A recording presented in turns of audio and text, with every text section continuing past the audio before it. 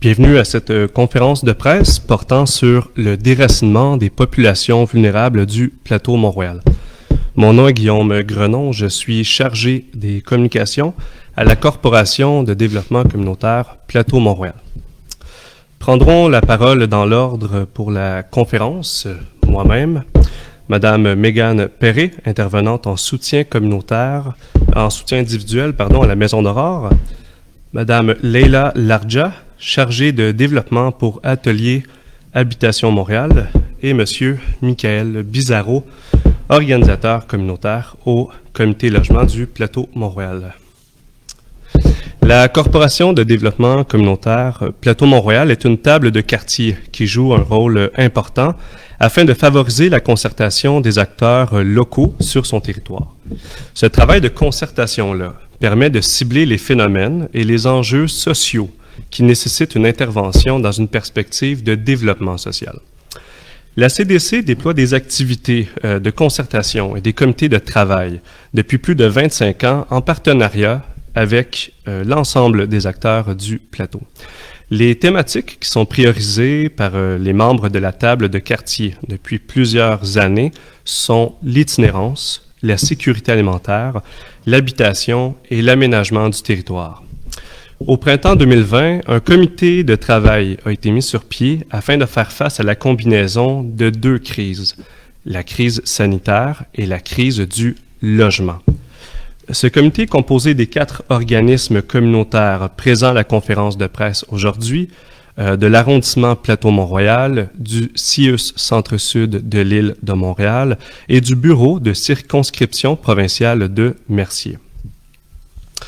L'objectif du comité, nommé la cellule de crise 1er juillet, est d'informer la population du mieux possible quant aux ressources pouvant les aider si une personne se retrouve sans logement le 1er juillet et incapable de se trouver un endroit pour emménager.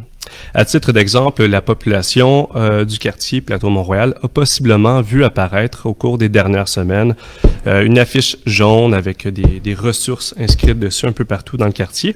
C'est une des stratégies qui a été déployée dans le but d'informer la population sur les ressources à contacter s'ils sont à risque de se retrouver sans logement. Cette année, les groupes communautaires de la cellule de crise avons décidé de tenir un point de presse afin de partager nos constats inquiétants de la situation de la crise du logement dans le plateau Mont-Royal.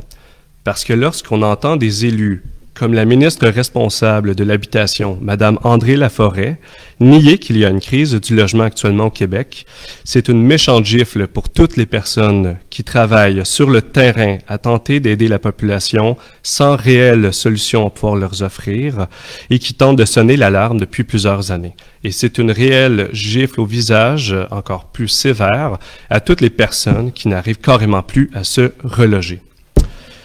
Le logement est un des besoins de base essentiels à combler pour une personne. Lorsque la population n'arrive plus à se loger, il y a des impacts sur d'autres enjeux sociaux, comme l'augmentation de l'itinérance cachée ou encore l'explosion des besoins d'aide alimentaire, avec une augmentation de travailleurs qui n'arrivent tout simplement plus à rejoindre les deux bouts. Malheureusement, on n'a pas de données compilées pour ces phénomènes-là, mais à la table de quartier, on en reçoit des échos de plus en plus fréquemment de la part des gens qui travaillent sur le terrain et qui sont unanimes là-dessus, sur la question des répercussions sur d'autres enjeux sociaux causés par notamment la crise du logement. On tient à souligner que le point de presse aujourd'hui est également appuyé de 18 groupes communautaires du quartier. Je passe maintenant la parole à Mme Mégane Perret de l'organisme communautaire La Maison d'Aurore. Donc, bonjour, mon nom est Mégane Perret et je suis intervenante au soutien individuel à la Maison d'Aurore. La Maison d'Aurore, c'est un organisme communautaire qui a pour mission d'accueillir, de rassembler et d'accompagner les personnes du plateau afin d'améliorer leurs conditions de vie et leur milieu. Mon rôle dans la cellule de crise est de soutenir les personnes vulnérables en recherche de logement pour éviter qu'elles se retrouvent à la rue au 1er juillet. En recevant les personnes dans nos locaux, nous pouvons discuter de leurs besoins, de leurs attentes et de leur budget. Cependant, depuis plusieurs années, le plateau Mont-Royal a vu ses loyers grimper de façon exponentielle. En octobre 2019, sur le territoire, le loyer moyen, toute taille confondue, était de 1 005 $. En 2021, il est presque impossible de trouver un 3,5 à ce prix-là. Aujourd'hui, le constat est clair, il n'y a pas de loyer abordable sur le plateau Mont-Royal.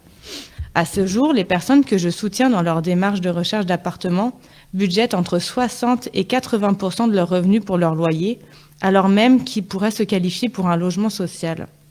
Qu'ils soient bénéficiaires de l'aide sociale, travailleurs au salaire minimum ou retraités, ces personnes ne sont pas en mesure de se reloger sur le plateau. En plus de devoir subir le stress de n'avoir aucune solution pour le 1er juillet, les personnes doivent se résigner à quitter le quartier qu'ils habitent depuis des années. Face à cette réalité, nous devons, en tant que travailleuses communautaires, accompagner les personnes à accepter leur déracinement pour espérer trouver un logement abordable dans un autre quartier. J'insisterai sur le terme « espérer » car les quartiers historiquement abordables sur l'île subissent eux aussi une flambée des prix qui diminue grandement le nombre de logements abordables. Aujourd'hui, en tant que travailleuse communautaire, j'ai atteint mes limites d'intervention. Le manque de ressources et l'explosion de la demande font en sorte que je ne suis plus en mesure de référer les personnes vers des appartements qui leur permettraient de vivre décemment et de faire des demandes de logements sociaux, sachant que celles-ci prennent plus de 5 ans à aboutir. Donc finalement, sur le territoire, il n'y a plus de solution à court, moyen et long terme pour les personnes économiquement vulnérables. Je vais passer la parole à Leïla. Bonjour, moi c'est Leïla Lardja, je suis chargée de développement chez Atelier Habitation Montréal. Notre organisme, c'est un groupe de ressources techniques qui œuvre pour le droit au logement des familles, des personnes âgées, des personnes seules et tous ceux qui nécessitent une attention particulière de notre communauté. Plus concrètement, un GRT accompagne les organismes et les groupes de citoyens dans le développement de projets immobiliers, soit des coopératives, des organismes à but non lucratif en partenariat avec les offices municipaux ou en partenariat avec les offices municipaux d'habitation.